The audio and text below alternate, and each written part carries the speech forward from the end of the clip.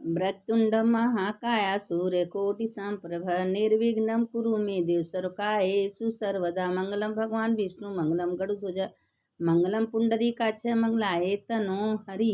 देखिए, हम शिव पुराण का आप लोगों को कथा थोड़ा थोड़ा भेजेंगे, आप उसको सुनिए। एक घड़ी आधे में थोड़ा सा कथा सुनने का बहुत बड़ा महत्व होता है।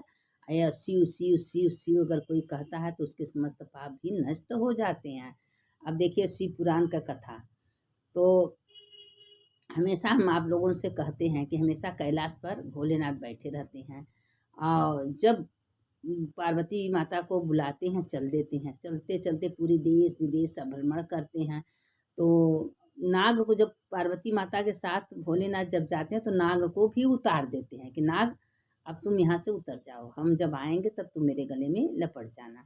तो नाग को भी उतार देंगे और उसके बाद से पार्वती माता को लेके भ्रमण करने के लिए चले जाते हैं। अब जब हर जगह भ्रमण करते हैं तो एक जगह पार्वती माता से कहें कि पार्वती देखा कोई चीज़ का खाने के लिए तुम लालच मत करे। कहें नहीं प्रभु, लेकिन एक खेत में वो चना और गन्ना सब था, पार्वती माता का मन कर दिया। अब वहाँ से धीरे से गायब हो गई। कहें कि भोलेनाथ इसीलिए तुमको कहते तुम घर पर रहो, लेकिन तुमको तो हमारा पीछा छोड़ना ही नहीं है। तो कहें नहीं प्रभु, हाँ आप जाएंगे वहाँ हम जाएंगे, हम आपको पीछा क्यों छोड़ेंगे।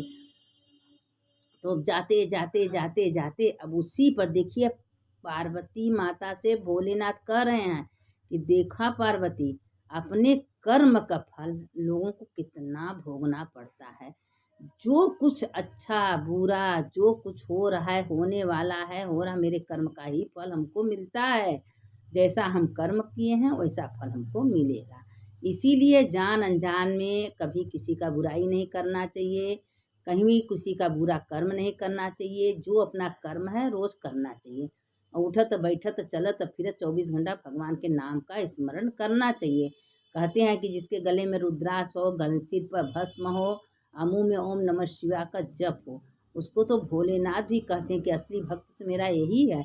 तो उसको देखते हैं तो उसी पर पार्वती जी से बताने लगी, देखो पार्वती, कभी आत्मा को कल्पा के, आत्मा को तरसा के कभी कोई काम नहीं करना चाहिए। तो एक सेठ था हलवाई, उसके एक एक से मीठा बनता था, उसका मन भी करता था तो कभी दुकान से अपनी मीठा खाता नहीं था। एक दिन क्या हुआ कि एक नौकर था, नौकर रखा था, नौकर गरीब था, तो मीठा बन रहा था, उसका मन कर दिया। मीठा का चीज़ है भाई, किसका मन नहीं कर देता। नौकर का मन था, वह मीठा एक निकाल के दुकान से खा लिया। उतने में सेठ उसको इतना मारा इतना मारा, नौकरी भी नहीं छोड़ सकता था, इसलिए कोई गरीब था, जाता कहाँ बेचारा। अब अपना बहुत दिन तक उसी में नौकरी करता था, लेकिन न मिठाई खाता था न किसी को देता था। सड़ जाता था पर किसी को देता नहीं था। जहाँ 1 किलो देना था तो वहाँ पौने 1 किलो तौलता था। तो इतना कंजूस था। लेकिन सेठ कुछ दिन होते होते देखिए बहुत लोग बेईमानी चोरी झूठ किसी का धोखाधड़ी करते हैं, जाने वाला कुछ नहीं, सब इसी जगह रह जाएगा, कुछ नहीं जाएगा साथ में। जाएगा तो आपका भजन कीर्तन जप तप मनन यही जाएगा साथ में। और जो मन करे उसको खा लेना चाहिए, जो मन करे उसको पहन लेना चाहिए, क्योंकि 84 लाख जोइन के बाद भगवान मानुष तन देते हैं। हो सका मानुष तन मिले या ना मिले, लेकिन बार बार वो सेठ को लोग कह रहे सेठ खा लो पी लो पहन लो, लेकिन इतना दरिद्र था कि कभी मुंह में कुछ डालता नहीं था। एक दिन क्या हुआ कि कुछ दिन जब बीतते बीतते बीतते सेठ का देहांत हो गया, सेठ मर गया। मरने के बाद अपने ही घर में काला कुत्ता बन के आया। तो उसका अब सेठ मर गया तो उसका बेटा दुकान पर बैठने लगा, तो जितना बासी उठाई मिठाई उठाई था सब बाहर रख देता था, वो कुत्ता खा लेता। लेकिन वो जब नौकर कुत्ता को देखता था तो इतना मारता था इतना मारता था कि पूछिए मत। अंत में सेठ का लड़का बोलता था क्यों तुम उसको मारते हो, हम जब मीठा मीठा बचता है कल का मीठा है तो हम कुत्ता को दे देते हैं, कुत्ता खा लेता, तो तुम उसको क्यों मारते हो। लेकिन तभी वो नहीं मानता। जब वो कुत्ता को देखता था तो डंडे डंडा उसको इतनी पिटाई करता था कि पता नहीं क्यों अंदर से उसको जैसे मतलब एक किसी को देख के खून खौलता था। शेर का लड़का उसको हमेशा मना करता था कि मत मारो, लेकिन उसको मारता था और वही सड़ा मिठाई बासी मिठाई देता था अपना खाता था। एक दिन क्या हुआ कि वो सोचता था कि कि हम इसको मारना नहीं चाहते हैं, कुत्ता ने मेरा क्या बिगाड़ा, लेकिन क्यों अंदर से हमको क्रोध आता है। एक दिन गया शिव के मंदिर में, शिव भोलेनाथ के मंदिर में गया। अब भोलेनाथ के मंदिर में जाके माथा पटक पटक के माथा इतना रोया कि उसी समय भोलेनाथ देवों के देव महादेव प्रकट हो गए। भोलेनाथ से कहे, तब पैर पर छुए के भोलेनाथ से कहे, भोलेनाथ हम कुत्ता को मारना नहीं चाहते, हम क्यों अपना कर्म बिगाड़ रहे हैं, हमको अपना कर्म नहीं बिगाड़ना चाहिए, लेकिन हम क्यों बिगाड़ते हैं। वो जो कुत्ता आता है अंदर से, हमको क्यों इतना क्रोध आता है कि उसका लड़का उसको बासी मिठाई देता है खाने के लिए, तब भी हम उसको इतना मारते हैं। तो भगवान भोलेनाथ कहें कि इसलिए तुम मारते हो कि वही सेठ कुत्ता बन के अपने घर में आया है, जब तुम एक मिठाई खा लिए थे तो तुमको बहुत मारा था, इसीलिए कुत्ता वही सेठ है। जब तुम सेठ को देखते हो तो इसलिए तुमको अंदर से क्रोध खून खौलने लगता है, इसीलिए तुम उसको मारते हो, अपना बदला पूरा करते हो। तो कहें भोलेनाथ मेरा बदला तो पूरा हो गया, वो पाप के कारण से कुत्ता बना, सेठ के घर में से कुत्ता बना, लेकिन हम जो हैं अपना कर्म क्यों बिगाड़ रहे हैं। हम आज से सेठ को नहीं, हमको कहीं, हम गरीब हैं, नौकरी छोड़ भी नहीं सकते हैं, हमको कहीं ऐसा जगह नौकरी दिया दीजिए जहाँ की हम अपना कमाएं खाएं, अपने परिवार का पोषण पालन करें। अब हमसे यह सहन नहीं होता, न वहाँ रहेंगे न हमको क्रोध आएगा, न हम कुत्ता को मारेंगे। भोलेनाथ कहें ठीक है तथास्तु। तो कहें ठीक है, तुमको कहीं जाने की ज़रूरत नहीं है, तुम मेरे मंदिर में रहो, मेरे मंदिर का सफाई करो, जितना भक्त आएंगे चढ़ावा चढ़ाएंगे तुम पैसा लेना, उसी से अपने घर परिवार को देखना, और मेरे मंदिर में अपना बसिंदा बना लो, इसी जगह रहो, तुमको कोई कुछ नहीं कहेगा, तुम आराम से रहो मेरे मंदिर में। कहा ठीक है।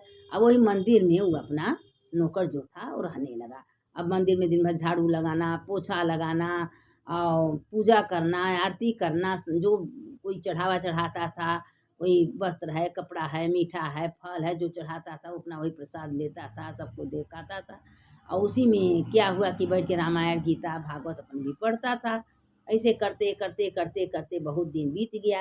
तो भोलेनाथ से कहा कि भोलेनाथ आपने तो मेरा आँख खोल दिए, आखिर उस सेठ का फल करनी क्या मिला, इतना पैसा इतना मिठाई था, दरिद्र कंजूसी पना किया, आखिर अपने ही घर में काला कुत्ता बन के आया, आज उसको वही बासी मिठाई मिल रहा है तो वो खा रहा है, उसका बेटा ही दे रहा है, लेकिन अपने कर्म का फल में। तो इसीलिए भगवान क्या कहते हैं, पार्वती जी से भोलेनाथ कहते हैं कि हे पार्वती हम सब कुछ सबको देते हैं, सबके कर्मानुसार फल मिलता है, सबके कर्मानुसार फल है, मीठा है, रहने का जगह है, वस्त्र है, खाने का सब कुछ मिलता है, लेकिन उसका सदुपयोग लोग नहीं करते। तुम अच्छा कर्म करोगे तो तुम्हारे पास कभी धन की कमी नहीं होगी, कहीं न कहीं से भोलेनाथ इंतजाम कर देंगे, लेकिन मन से तुम बुरा कर्म मत करो, मन से किसी का बुराई मत करो, मन से कभी किसी का बुरा मत चाहो।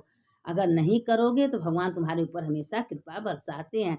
देखिए उस सेठ को कैसे अपने बुरे कर्म का फल उसको मिला है। 84 लाख जोइन के बाद वह मानुष तन पाया था। आज अगर चाहता तो मीठा का दुकान था, दान धर्म स्नान पुण्य सबको खिलाना पिलाना इज्जत सम्मान कर लेता था, लेकिन उसने नहीं किया। इसलिए नहीं किया कि वह बहुत दरिद्र कंजूस था। वो सोचता था कि मेरा पैसा रहेगा तो काम आएगा, किस काम के, आखिर मरने के बाद उसी घर में कुत्ता बन गया, एक रोटी नहीं मिल रही है। तो जब हमारे पास जहाँ सबको पता है कि एक रहने के घर भोलेनाथ दिए हैं, हमारे अंदर भोलेनाथ विराजमान है, ये बताइए लोग किससे प्यार करते हैं, ये शरीर से प्यार करते हैं, उस जीवात्मा से प्यार करते हैं। अगर वो जीवात्मा निकल जाए तो क्या शरीर पड़ा रहेगा, तो कोई इससे प्यार करता है, कभी नहीं करेगा। तो ये सबको पता है कि वही आत्मा से हम प्यार करते हैं। तो ये तो सोचना चाहिए कि